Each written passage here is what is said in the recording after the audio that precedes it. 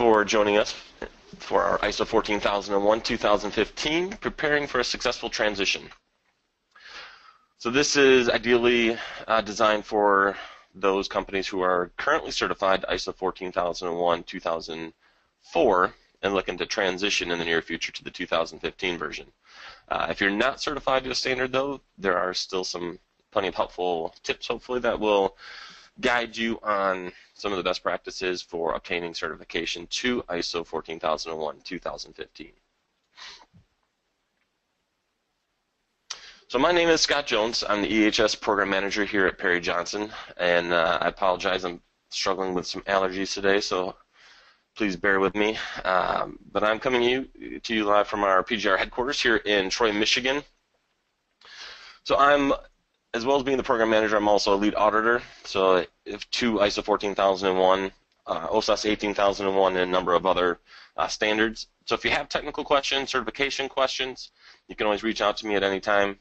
I'll have my contact information up at the end of the presentation. So a little bit about today's webinar. We'll do a very brief intro to PJR and some of the standards that we're certified to, some of the benefits of ISO 14001, and then we'll discuss the transition time frames, and then we'll get into kind of the meat of the webinar and discuss the keys to successful transition. So really what we're looking at here are some of the key changes from the 2004 to the 2015 version and what some of those requirements look like in practice. So we'll discuss that in a little bit more detail. And then at the end we'll finish with the certification requirements for those of you who have questions on how the transition audit will go, as well as for those organizations who are looking to get certified for the first time. So that'll be a brief summary of the requirements that PGR requires for certification. And then lastly, we'll end with questions. So if you have any questions, please type them into the question box in the panel to your right. And then I will answer those at the end of the webinar. It's just easier to kind of hold off on some of those until the end. So if you have them, please type them in, and as we go along, I'll be sure to save those questions till the end, answer any questions that you have. We should have probably 15 minutes or so for questions. All right, so with that, we can get started. So PGR is one of the leading registrars. Globally, we have offices throughout the world. We've certified companies in almost every country throughout the world. So wherever your organization is located, we definitely have the ability to service your needs in those countries and those locations with auditors scattered throughout the world. So we're accredited to a host of different standards, obviously the ISO 14001, which is what we're talking about today, as well as some of the commonly integrated standards that go along with ISO 14001. So such as ISO 9001, which is your quality management system, OSAS 18001, which is your health and safety, which in the near future, we're not exactly sure when yet, but probably in 2017, OSAS 18001 will be changing to ISO 45001. So for those recyclers out there, we also have R2 and RIOS and e-stewards. So those are some of the recycling standards that often go with ISO 14001. So if you have any questions on 14001 or any of the other standards, again, you can reach out to me at any time, and I'll help you answer any of those questions you have.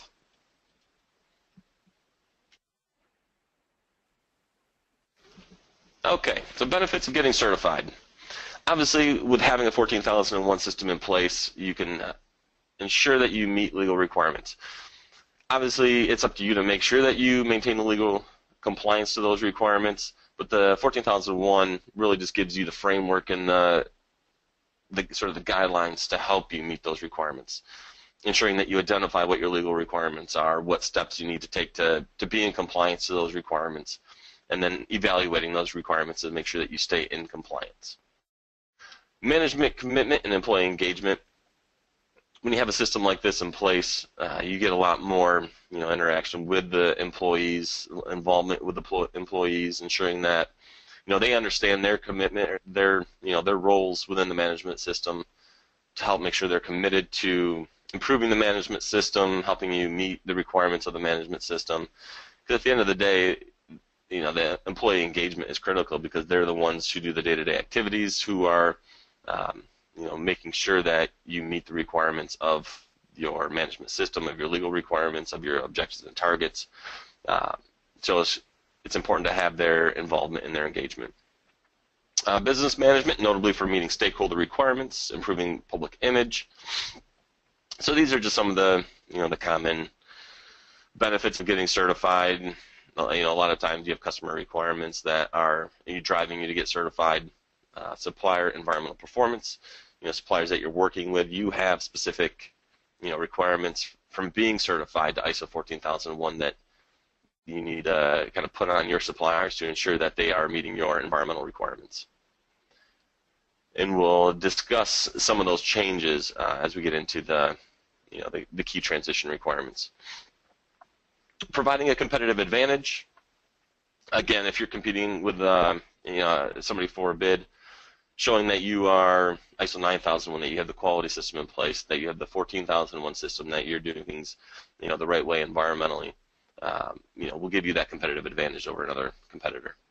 And then providing financial benefit, especially when it comes to energy consumption and energy usage, you have, with the environmental management system in place, you can identify those significant aspects associated with energy, identify some areas for improvement within your energy management to make sure that you reduce the amount of energy consumption potentially, or implementing more energy efficient technology to help you gain that financial benefit. So the status update, so I'm sure as many of you know, the ISO 14001 2015 version was published on September 15th, 2015. So this means that from this date, you have 3 years to transition from the 2004 version to the 2015 version. So by September 14th of 2018, if you are currently certified to the old version, you will have to have a transition audit completed by this date.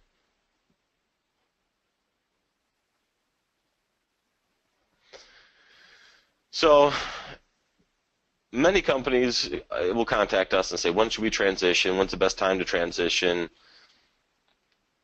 Honestly, if you're already certified and you're looking to transition, if you can make it work during your recertification audit, that's typically the best time to transition. During a recertification audit, we're doing a full system audit. We're going through all processes, all requirements. So if we're already doing a full system audit, we typically don't need to add any additional time to make sure that we transition you properly.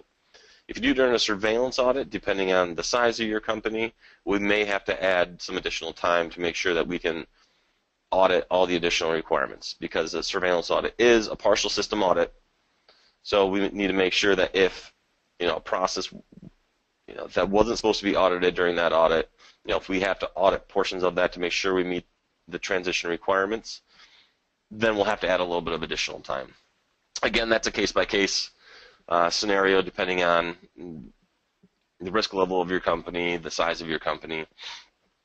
But again, if you do it during that recertification, you don't have to worry about any additional time. So for those companies who are not yet certified, who still want to get certified to the 2004 version, you have 18 months from that publication date. So from that September 15th, 2015 date, you have 18 months to get certified. After that 18 months, all organizations have to get certified to the new version. Also during that transition period, the 2004 version and the 2015 version are considered equivalent. So until the expiration date of September 14, 2018, the two standards are equivalent. So you can just say you're ISO 14001 certified. At that point, the year doesn't truly matter. It shouldn't matter to your customers or whoever. So for this reason, to make sure everybody gets transitioned in time, to make sure everybody transitions by that September 14th, 2018 date, we're requiring all companies to have their audit by the 1st of May of 2018. You say, well, we have until September. Why do we have to go by May? The reason for this is after your audit, if there's non-conformances identified, if it's a recertification audit, or even with a surveillance audit, we're going to have to issue you a new certificate. So there's processes that us as a CB, as a certification body, that we have to go through to make sure that we do things the right way and we meet our requirements. From the end of your audit till the time we issue a certificate could take, depends on the number of findings, how long it takes to close out those findings. It could take anywhere from a month to a few months to issue your certificate. So we want to make sure that everybody has their audit in time, that we close everything out in time, so we can issue your certificate prior to that September 14, 2018 date. Because if it passes that date, your certificate expires and you may have to go through a new stage 1, stage 2 audit. We don't want anybody to have to go through that.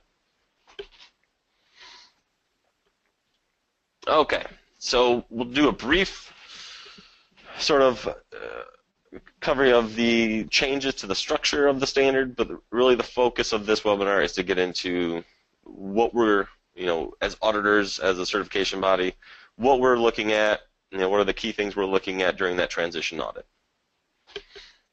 So hopefully that'll help you understand what you need to do prior to your audit to get you through a successful transition audit. So as you'll notice with all the new ISO standards, they're following this Annex SL structure. So this structure has 10 chapters. You go from the scope, normative references, terms and definitions, and then you get into the context of the organization, which is chapter 4. This is where the core requirements of the standard start. So it's chapters 4 through 10. So you have context of the organization, leadership, planning, support, operation, performance evaluation, and improvement. And so we'll go through each one of those chapters and kind of highlight some of those key changes and what you need to do to kind of do your homework before your audit. So along with this Annex SL structure, there's common terms and definitions that are associated with the ISO standards. So they shouldn't really be anything new that you haven't seen before. A couple of the new ones, I'll pick out are risks, opportunities. Those aren't necessarily new concepts within the management system. It's just new terminology.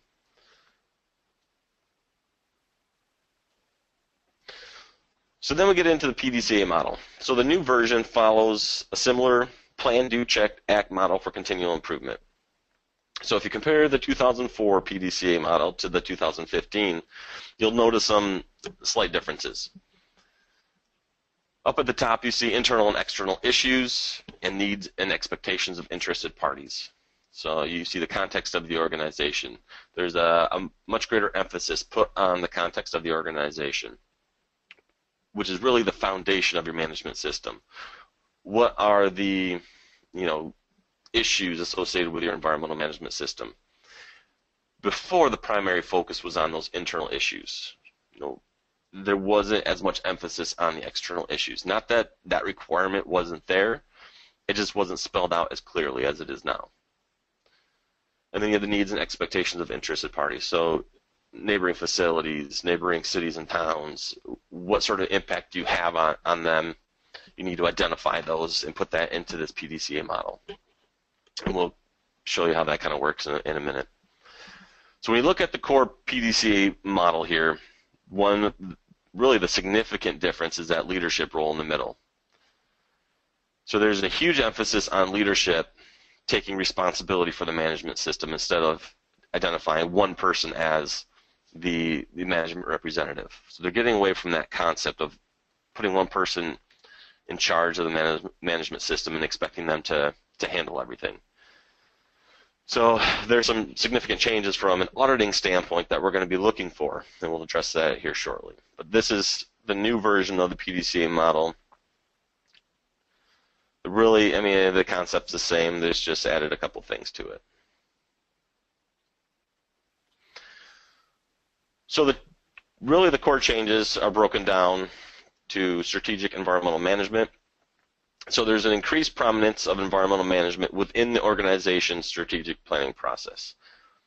One of the core things about this change is making sure that you're looking at not just your typical environmental aspects, not just your typical legal requirements, but that you look at additional risks and opportunities that stem from external issues and the needs of interested parties. And then also getting into the life cycle analysis, which we'll talk about. And again, we have leadership. There's a whole new clause just on leadership. That's a new chapter within the standard. to show how much emphasis they're placing on this new requirement. Protecting the environment. We always talked about continual improvement before. We always talked about how are you going to continually improve your environmental management system. Well, we're going to have more objectives and targets. We're going to have better corrective actions. We're going to add more procedures and forms, and that's not really the intent of an environmental management system. The intent is how are you going to improve the environment? So that's really kind of the shift. That there's more emphasis on this improving the environmental performance. So then we get into the environmental performance. So as auditors, we want to see that there is in fact improvement. That it's not just we have an objective and we improved it. Well, how are you improving your environmental performance year after year? So we'd want to see on a yearly basis that you're showing some sort of improvement. Obviously, it's going to be different for every organization depending on what you do and what sort of significant aspects you have or legal compliance obligations that you have. So there's no one set way to look at this as far as how you're going to improve. You have to really look at your system and figure out what are the most important things to you and how can you improve those. And then we get into the life cycle thinking. So I think the whole real mindset shift is an inward thinking to an outward thinking. So instead of looking just in your facility, you need to expand that vision and look upstream and downstream. So how are the raw materials that I'm providing it or that I'm putting into this product or service, how is that going to affect the users? How is that going to affect what the disposal looks like or the recycling? How is that going to impact the environment? Again, you may not have control over every aspect of that life cycle of the product or service, but you need to at least look at what you have control over. So in all these changes that I'm talking about, those are embedded into the requirements of the standard, which we'll get into when we talk about the different chapters. Communication.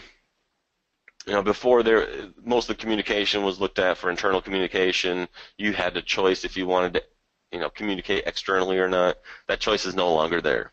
You have to communicate internally and externally. And then documentation. There's within the standard, there's nothing that says you have to have this written procedure. You have to have a documented procedure. You have to have documented information. And that can be a number of different things. The mindset behind this is to get away from the thought process of you have to have hard copy manuals, hard copy procedures or forms. There's so much software out there that you can have, an electronic system almost. You can have the requirements of the standard in some ways built in or embedded into the coding of the software. So they're just trying to make it more convenient for companies to choose whatever option they want or what works best for their organization. So I don't want people to think that they have to stick to the hard copy documentation. If you already have a system in place, chances are you're not going to throw it away. You're not going to get rid of all your manuals and procedures. But it just opens up the possibilities as you expand and as you improve your system. All right, so here we get into the actual chapters of the standard. So we'll start with Chapter 4 and work our way through Chapter 10. So we're just hitting on the key changes and kind of what that looks like, from an organization's perspective as to what you need to do to meet the new requirements of the standard. So going from the 2004 to the 2015 version. So within the context of the organization, your scope, your boundaries, a lot of that's going to stay the same. You're not going to have a whole lot of change in that. What really changes is what goes into your management system. So again, looking at the needs of the interested parties, external concerns or issues that interested parties may have.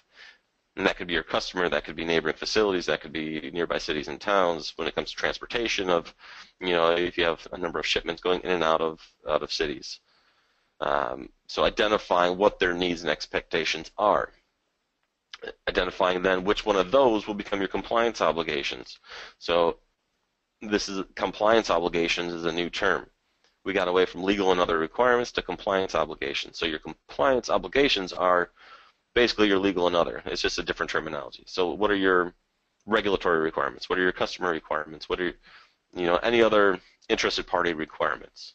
So identifying what those are, and some of those will eventually go into your risks and opportunities. So everything should kind of flow together and tie together. So that's one of the key things that a lot of people, I think, had a hard time with, was identifying the interaction of elements of your environmental management system. From a quality side, everybody understood the interaction of your processes. I mean, that's easy. You know what your processes are within your organization. You know how they interact. The difficult part is when you see interaction of elements. Typically, from a registrar, from an auditing perspective, when we go into audit a company, we ask for their interaction of elements, or to understand it, they give us their interaction of processes. That's not what an interaction of elements truly is. It's the interaction of elements is how all of your requirements really within your environmental management system work together. So from your interested party concerns and issues that you identify, to your environmental aspects, to your legal requirements, to your objectives and targets and your controls that you put in place to manage some of your legal requirements and your aspects. So kind of that flow and that interaction, that's your interaction of elements. That's what we're looking for from an auditing perspective.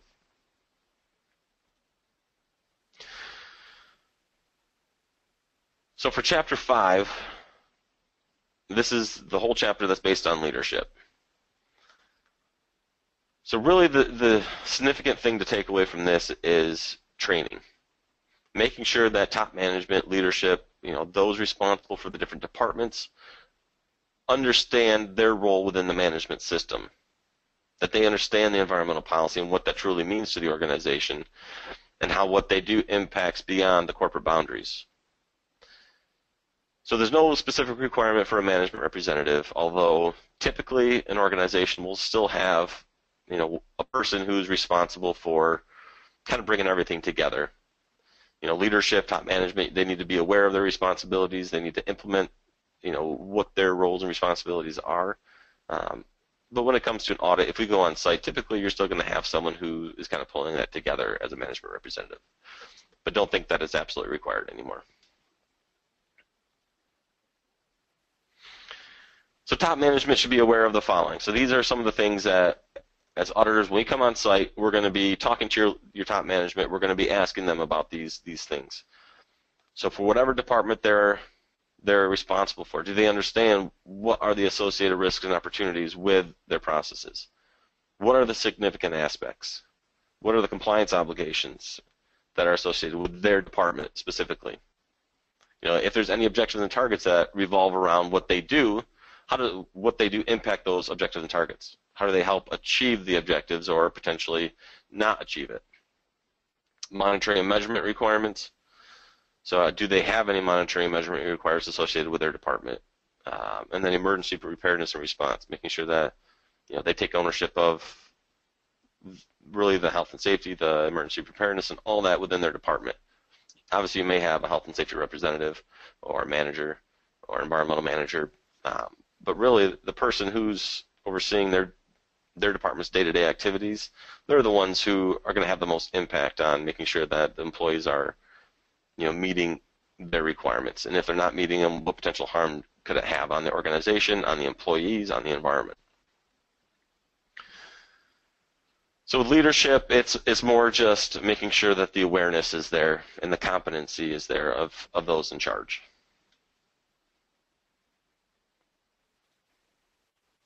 So Chapter 6 is the planning.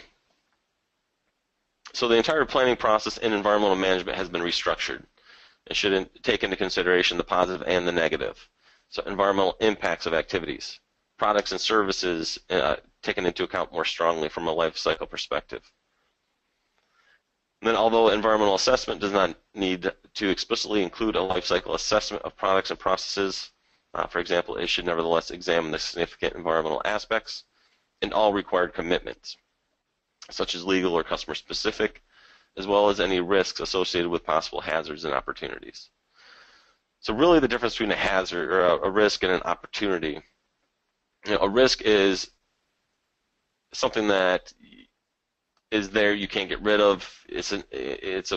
Has a possible threat to your organization, to the environment, to the people who work there, the surrounding community. It's really what controls can you put in place to reduce or sort of mitigate that risk.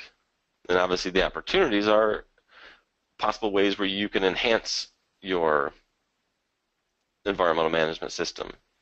Opportunities to improve energy efficiency, opportunities to move to non-hazardous chemicals, something like that. So you have your risks and opportunities.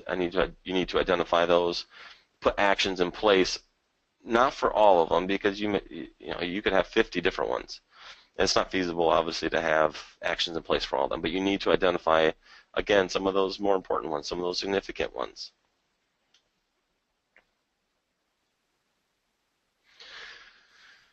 So when we're looking at those risks and opportunities, you're going to be looking at what are the environmental aspects, your compliance obligation, and other issues and requirements that you identified back in 4142, which is the context of the organization.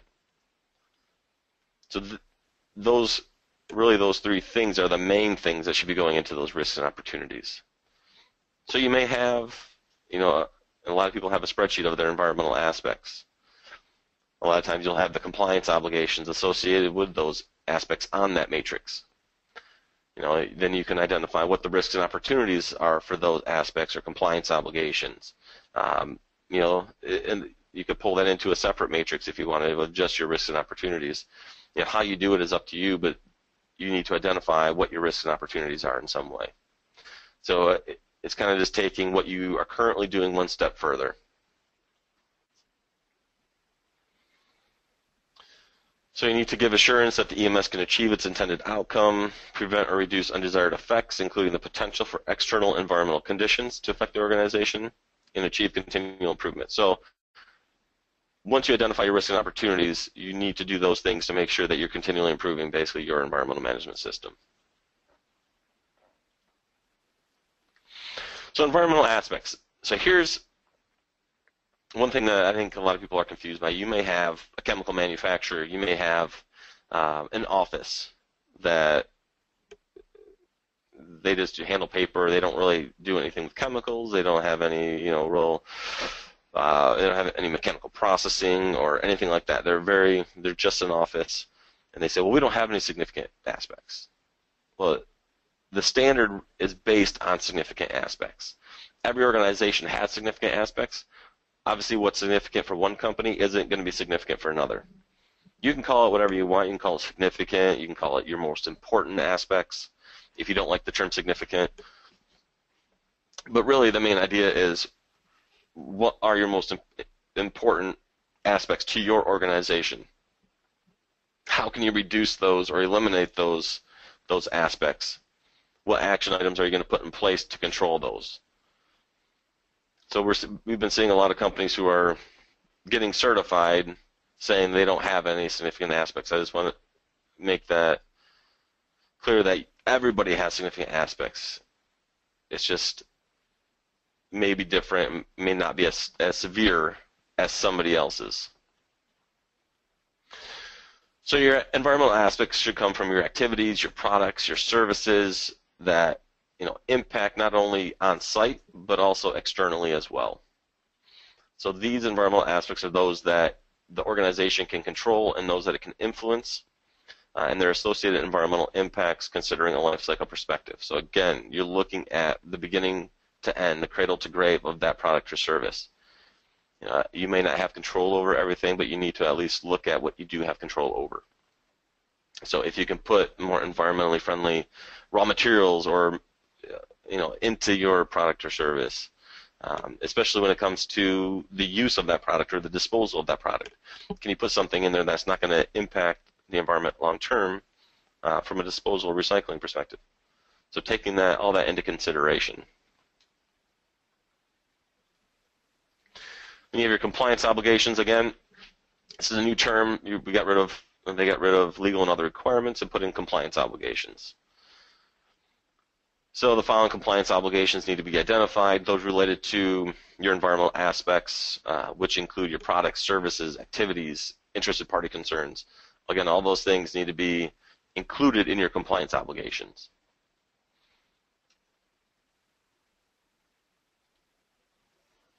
And then your environmental objectives. So this hasn't really changed much. They want you to take into consideration typically what you've always taken into consideration, your significant environmental aspects, your compliance obligations, and then also now to add the risks and opportunities into those environmental objectives.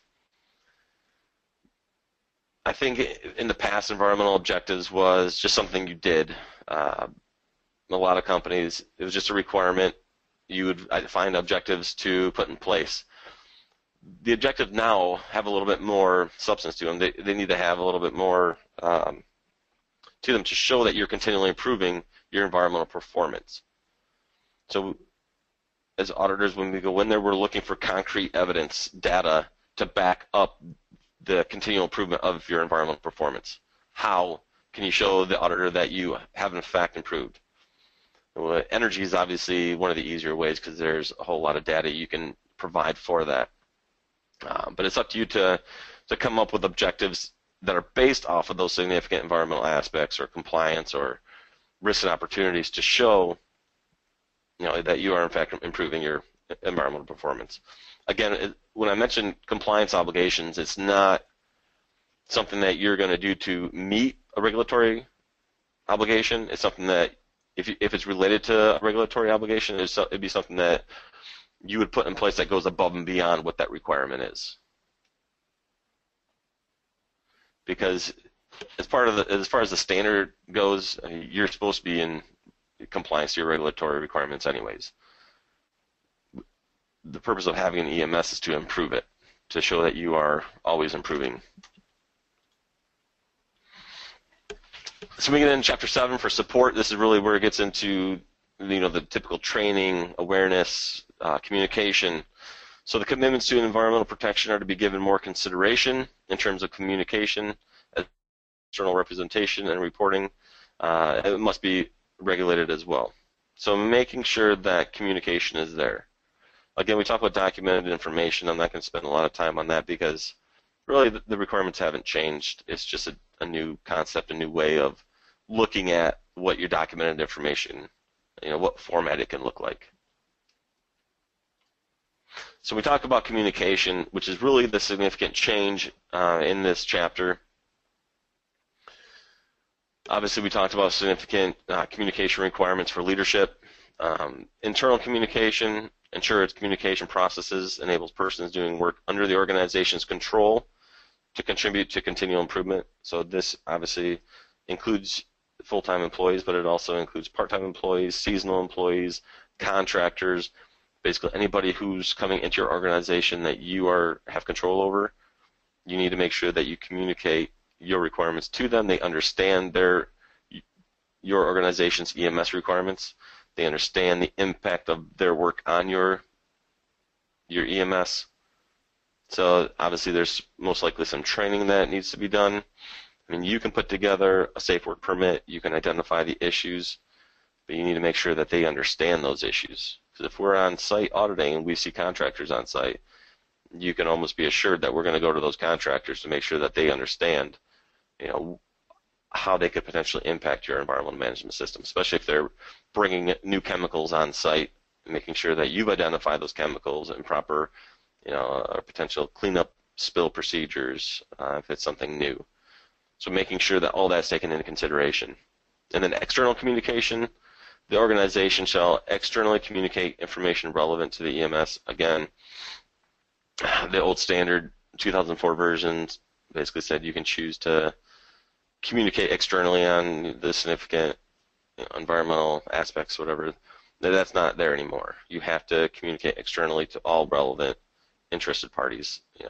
You don't have to go and share your whole management system, documentation, procedures, everything with them. It's whatever's relevant to them. If you're next door, if they're next door to you, and you have, if there was an explosion, let's say, how could that impact that neighboring facility? So what measures would they need to take to make sure that they stay safe? So a lot of the environment around them is protected. So a lot of that needs to be communicated to those neighboring facilities so that they're aware of any potential issues. I did some work before for an organization that they had some groundwater contamination, and we were injecting some chemicals to try to clean it up, and the chemicals basically shot back up, got into a stream, and were flowing onto the neighboring property. Well, fortunately, we had communicated to the neighboring facilities what was going on, what the potential harm could be. But if we hadn't done that, they wouldn't have a clue. They wouldn't have the controls in place to stop the chemicals from continuing flowing down that stream. So we want to make sure that if you have issues like that could arise, that it's being communicated to anybody who could be impacted.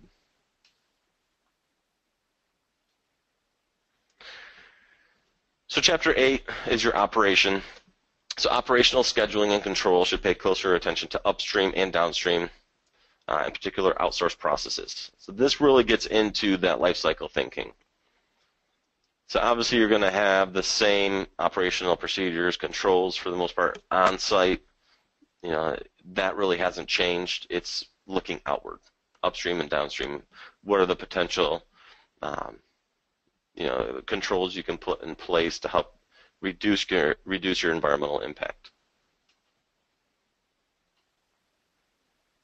So as part of this life cycle thinking, you want to establish controls to ensure that its environmental requirements are addressed in the design and development process. So if you have control over the design and development of a product or service, making sure that you have evidence you can show that the environmental aspects portion of it was considered during that process. Same with procurement, any external providers, making sure that basically that environmental mindset is included in those processes. So then lastly, consider the need to provide information about potential significant environmental impacts associated with the transportation or delivery, use, end-of-life treatment, and final disposal of its products and services. Again, if you can manage your transportation differently to help reduce environmental impact, those type of things should be considered as well.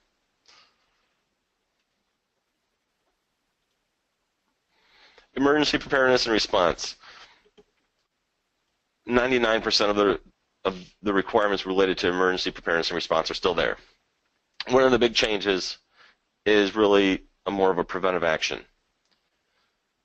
Once you've identified what your potential emergency situations are, instead of making sure that you have controls in place to clean up potential spills or respond to fires, proper evacuation, you need to look at how can you mitigate the potential for an emergency situation to happen to begin with.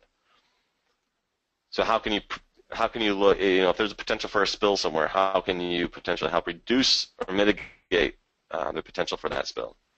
If there's a particular process has a higher chance for a fire, how can you mitigate that chance? So it's looking at the preventive actions for emergency preparedness and response.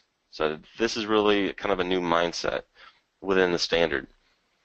The preventive action has been taken out of the standard because there's always corrective and preventive actions. Because the mindset was the standard itself should be a preventive action. So why are we putting preventive action as a requirement when the whole standard in general is a preventive action? So you won't see the term preventive action in there, but it's everywhere you look within the standard, it's still there. Chapter 9 is performance evaluation. So this is based on extended environmental assessment, making sure that you've assessed your entire facility, you understand all the potential environmental aspects and impacts that it can have on-site and externally. From that, include performance of environmental objectives. So again, it's looking at actual physical, concrete data for how are you improving your environmental performance. One of the easiest ways to do that is through your environmental objectives. Monitoring and measuring will also include all other corporate commitments and risks in relation to environmental performance, and additional inputs and outputs to management review. So the management review has been brought into Chapter 9 for performance evaluation. is basically the same inputs and outputs, except for they've added a couple additional ones to meet some of the new requirements. So make sure when you're doing your management review, you're looking at all those inputs and outputs that are stated right there in the standard, and that you're including all those inputs and outputs.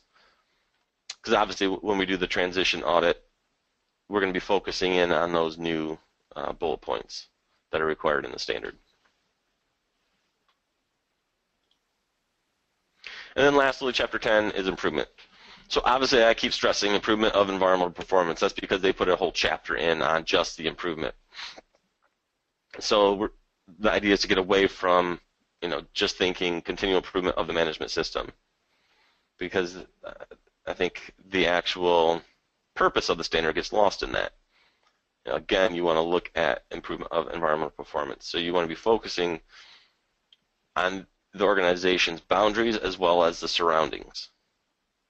So if a lot of this may not apply to to companies where they may not have a lot of impact on the surroundings, but it at least needs to be taken into consideration.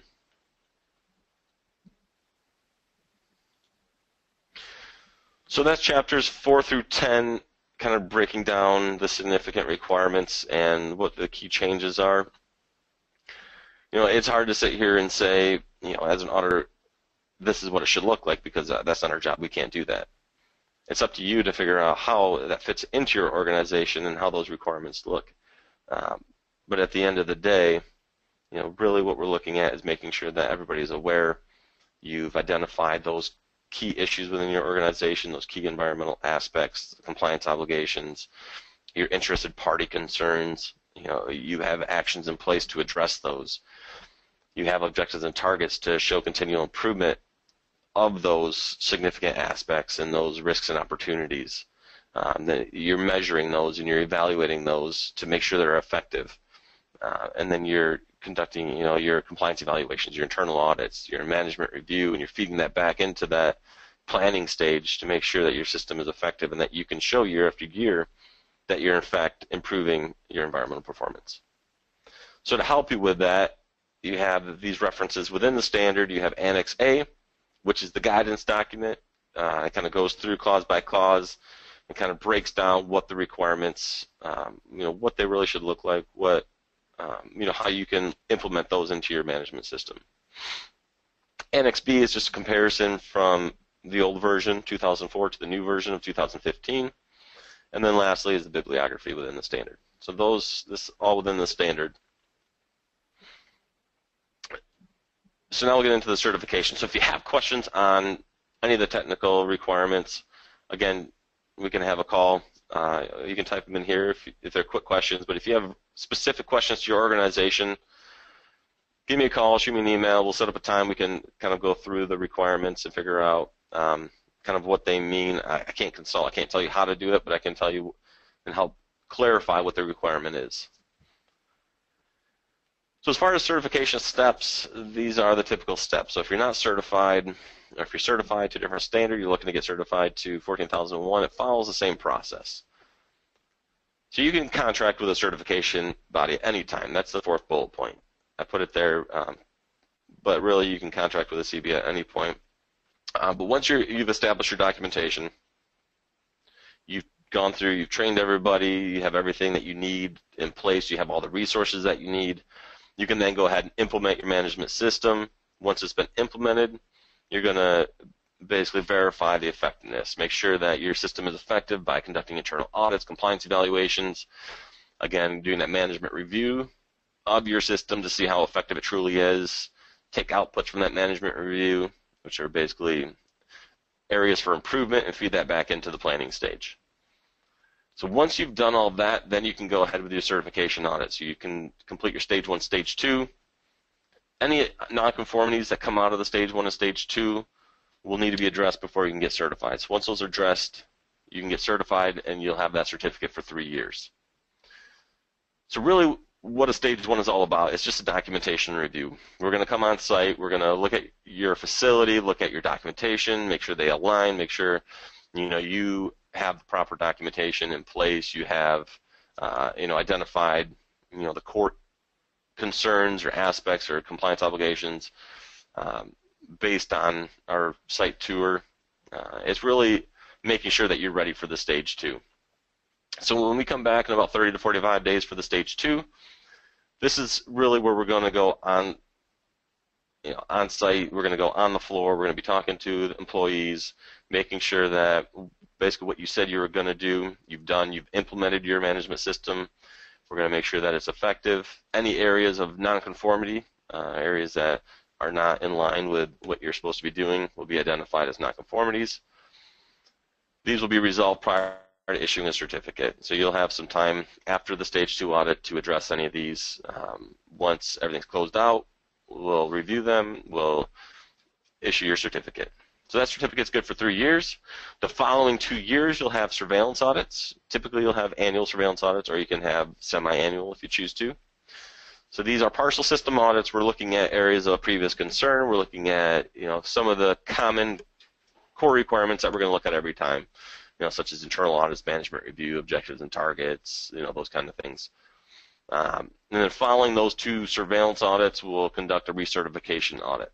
So this is another full system audit where we're going to go through all the processes, all the requirements of the standard, and all the requirements of your management system to make sure that your management system remains effective.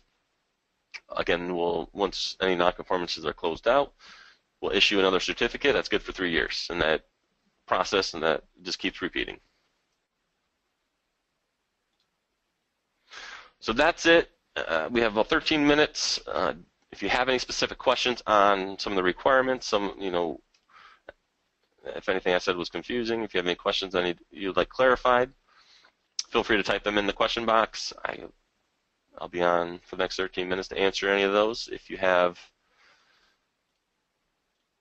questions that are pretty specific, it might take a little bit more time. We can, like I said, we can set up a time to chat.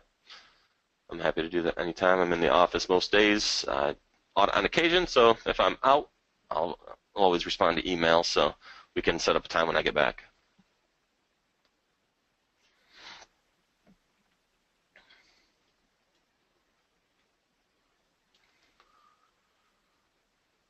So I'll give you a few minutes to think of any questions if you have any. So here's my contact information for those of you who have questions. So here's a question. It's a very good question. I'm certified as an internal auditor by another company. Do I need any further certification for 2015, for the 2015 version? So if you've had training to the old version, as an auditor, if I come in, I'm going to want to see, all right, you had training to that version, you're good with that, but how are you confident? How do you know the requirements of the new version? So typically there's some upgrade training that needs to be done.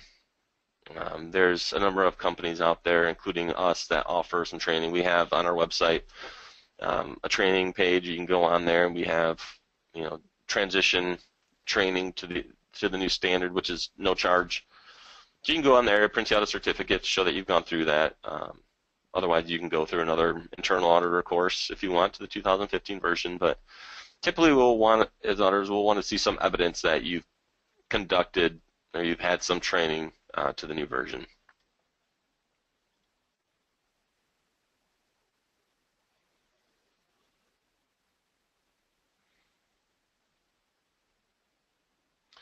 So where can you find Annex A and Annex B? They are in the standard. So if you go after Chapter 10 in the standard, it's right after that. It's in the back of the standard. You can find Annex A and Annex B. There is another question here, which I apologize, I'm not quite sure. As an auditor, what is the guideline we will follow? Can you provide a little bit more to that? What guideline will you follow for auditing the standard? If that's your question. Really, every CB will interpret things a little bit differently, unfortunately, so part of it depends on your certification body. And so you'll get some training from your certification body if you are a lead auditor. That's typically the common approach. I'm not sure if that answers your questions. If it doesn't, please let me know. Next question, do we need a 14001? We know we need to upgrade AS 9100 to fit 2015. 14001 is all about EMS. If you may not need 14001 if your company doesn't require it, if if your customers don't require it and you have no need for 14001, then that's a company decision. If you're currently certified to 14001, you're required to upgrade. So you have to upgrade to the new version. Again, you have until September 14th of 2018 to do that.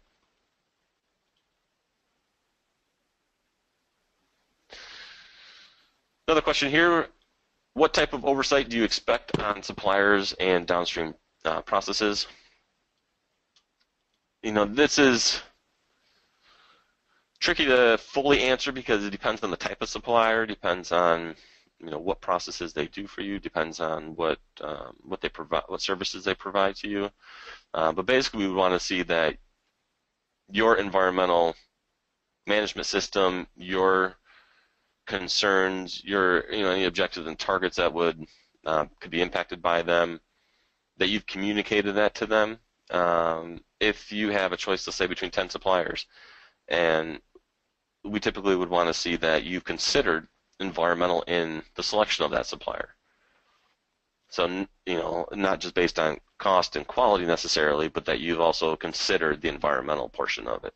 So if you have 2 suppliers that offer the same product or service to you, one of the things that should differentiate them based on your selection should be environmental.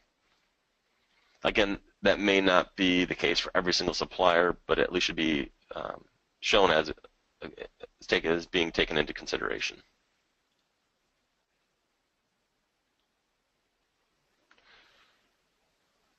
So next question, if I do ISO 14001 2015 transition training course, you do the ISO 14001 transition training course. If you're talking about the one on our website, that would be the one, yeah. So you can take that one. That just goes over some of the changes. It's just a more extensive, really, training course from this webinar. It goes into more detail of each chapter of each requirement, breaks down what's new, what's revised, what's similar, just reworded. So it kind of breaks down the whole standard, where this is more of a higher level overview.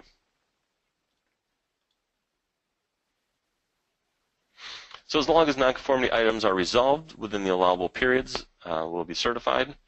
Absolutely. I mean, you can get a number of nonconformities. The main thing is to show that you are putting corrective action plans in place to address those. So we typically grade nonconformances as minor or major. If it's a minor, we just need a corrective action plan. If it's a major, we need to see the objective evidence of the implementation of that corrective action. So we'll need to show that what you said you're going to do, what you did, truly worked and it's effective. Once we can verify all that, then we can issue your certificate.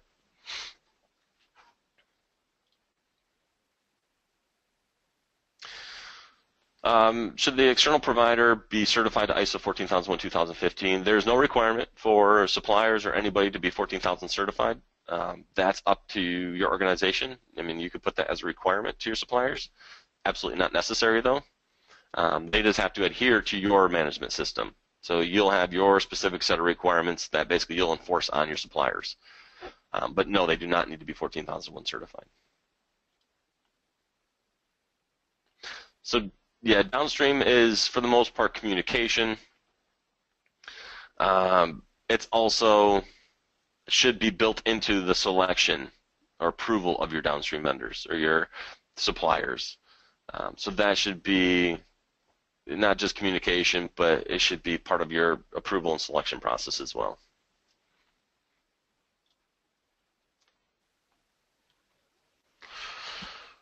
All right, well, that's all the questions so far. If you have another question, I'll hang out for a minute.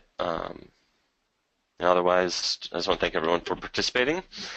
We'll have some more webinars coming up in the near future that'll break down in more detail the different parts of the standard. We'll spend some time on, let's say, provisions 4 through 7, and then the next one we'll spend time on 8 through 10, and we'll go into more detail to break down the individual requirements and to hopefully help you understand what you need to do to meet the requirements and transition properly. So hopefully, as you see, the changes aren't that drastic. It's really just building on what you've already done, adding a few new things to it. But hopefully it shouldn't be that difficult to transition and to upgrade your system. But again, please feel free to email me or call me with any questions that you have. And that's all I have for today. So thanks, everyone. Have a great day.